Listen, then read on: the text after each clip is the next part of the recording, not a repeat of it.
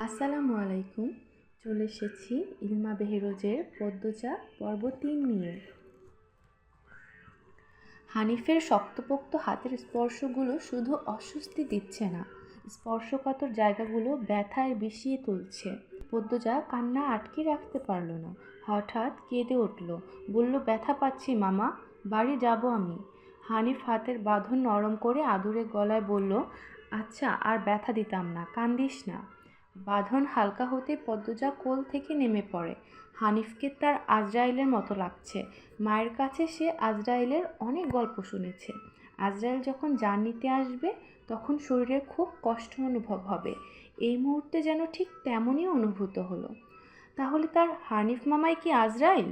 পদ্মজা দরজার দিকে তাকায়। অনেক উঁচুতে সিটকিনি, উচ্চতা কম হওয়াতে সে দরজা খুলতে পারবে না। তাই হানিফকে ভীত কণ্ঠে অনুরোধ করলো, মামা দরজা খুলে দাও। ধমকে উঠল হানিফ, কেন? আমি তোরে যাইতে কইছি? তার কর্কশ কণ্ঠের ধমকে পদ্মজা ভয়ে কেঁপে উঠল। তার চোখে নহর বইছে। হানিফ পদ্মজাকে জোর করে কোলে তুলে নেয়। পদ্মজা কাঁদছে, বারবার বলছে, মামা আমি বাড়ি যাব। হানিফের তাতে বিন্দু মাত্র ভ্রুক্ষেপ নেই। বাড়িতে কেউ নেই। বৃদ্ধ সৎ বাবা বধির, কানে শুনে না। পদ্মজা হানিফকে কিল ঘুষি দিতে থাকে। ভয়ে জোরে জোরে কান্না শুরু করে। এভাবে কাঁদলে পাশের বাড়ির যে কেউ চলে আসবে। হানিফের রক্ত টকবক করছে উত্তেজনায়। সে দ্রুত ওড়না দিয়ে পদ্মজার হাত পা মুখ বেঁধে ফেলল। পদ্মজার দুই চোখের পানি হানিফের হৃদয়কে ছুঁতে পারছে না। সে ভীষণ আনন্দ পাচ্ছে, পৈশাচিক উল্লাসে ভেসে যাচ্ছে। হানিফ সিগারেট জ্বালায়। খুব আনন্দ হলে তার সিগারেট টানতে ইচ্ছে হয়। সিগারেট টানতে গিয়ে মাথায় এলো নৃশংস বাসনা। তাৎক্ষণিক নাক মুখ বেঁধে দিয়ে ধোঁয়া উড়িয়ে সিগারেটটি দুই আঙ্গুলের মাঝে রেখে পদ্মজার বাম পায়ের তালুতে জ্বলন্ত সিগারেটটি চেপে ধরল। স্মৃতিচারণ করতে গিয়ে পদ্মজা হাউমাউ করে কেঁদে ওঠে। হেমলতা দুই হাতে শক্ত করে মেয়েকে বুকের সঙ্গে জড়িয়ে ধরেন। পদ্মজা কাঁদতে কাঁদতে বলল, আম্মা তখন আমার খুব কষ্ট হচ্ছিল, আমার দমটা বেরিয়ে যাচ্ছিল। আমি তোমাকে খুব ডেকেছি আম্মা, তুমি আসোনি। পদ্মজার কথাগুলো হেমলতার বুকে ঝড় তুলে দিয়েছে। লণ্ডভণ্ড হয়ে যাচ্ছে শরীরের প্রতিটি শিরা উপশিরা। এ যেন 1971 সালের পাকিস্তানিদের নৃশংসতা। নিজের চোখে তিনি দেখেছেন পাকিস্তানিদের নিষ্ঠুরতা। হানিফ আর তার দেখা অত্যাচারী পাকিস্তানিদের মধ্যে কোনো তফাৎ নেই। হেমলতা নির্বাক, বাকরুদ্ধ। শুধু অনুভব হচ্ছে তার বুকে পড়ে আদরের পদ্মজা হাউমাউ করে কাঁদছে। হেমলতার সর্বাঙ্গ জ্বলছে। হানিফকে ক্ষত বিক্ষত করে দিতেই হাত নিষ্পিস করছে। সেদিন একটুর জন্য পদ্মজা ধর্ষিতা হয়নি। পোড়া স্থানের যন্ত্রণা আর মানসিক চাপ সহ্য করতে না পেরে চৈতন্য হারায়। তখনই বাড়িতে সবাই ফিরে আসে। বাকিটুকু আর পদ্মজাকে বলতে হয়নি, হেমলতা জানেন। পদ্মজার গা কাঁপিয়ে জ্বর এসেছিল সেদিন। 21 দিন বিছানায় ছিল। ততদিনে হানিফ দেশ ছেড়ে চলে যান। পদ্মজা ভয়ে লজ্জায় ঘটনাটি কাউকে বলেনি। পায়ের পোড়া দাগ দেখে যখন হেমলতা প্রশ্ন করেছিলেন, পা এমনভাবে পড়ল কী করে, পদ্মজা সহজভাবে জবাব দিয়েছিল, চুলার কাছে গিয়েছিলাম, লাকড়ির আগায় পা লেগে পড়ে গেছে। কথাটা পদ্মজা সাজিয়ে রেখেছিল, সঙ্গে অনেক যুক্তি।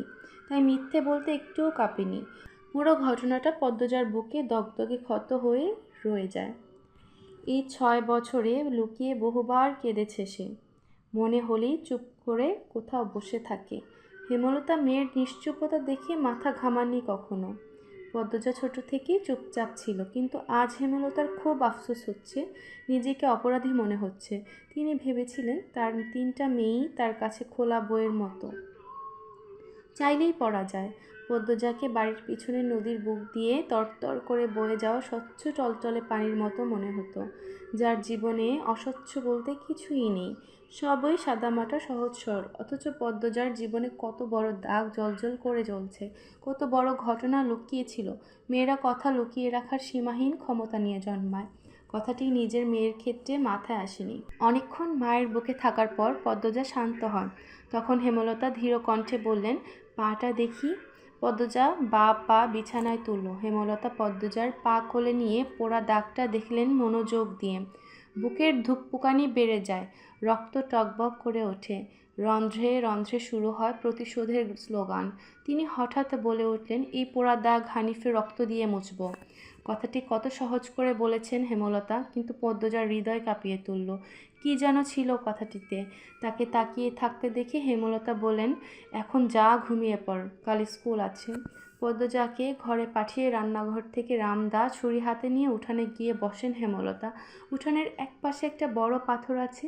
তিনি সেখানে গিয়ে পাথরটির পাশে বসে ছুরিটি পাথরে ঘষতে থাকলেন। ঘষতে ঘষতে পাথর গরম হয়ে আগুনের স্ফুলিঙ্গ দেখা দেয়।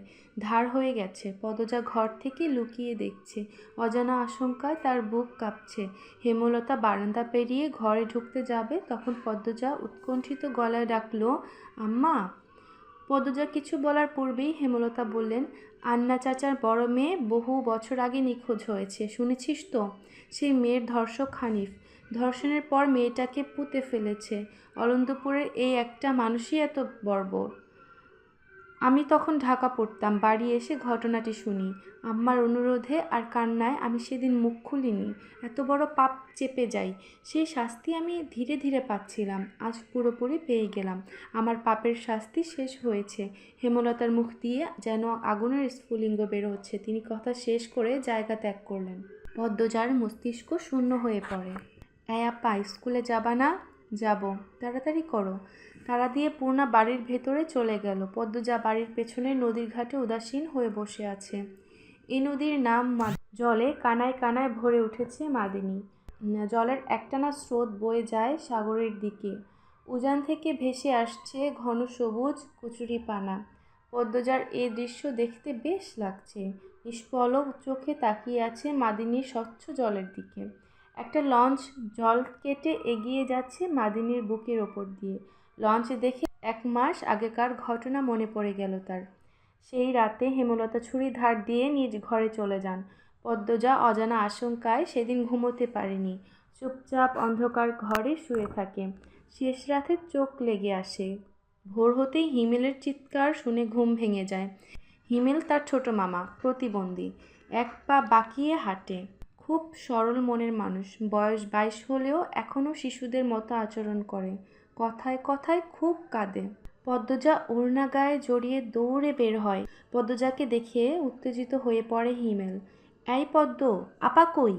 আপা? আপা? আজ এই পর্যন্তই। পরবর্তী পর্ব শেয়ার করা হবে খুব শীঘ্রই। আল্লাহ হাফেজ।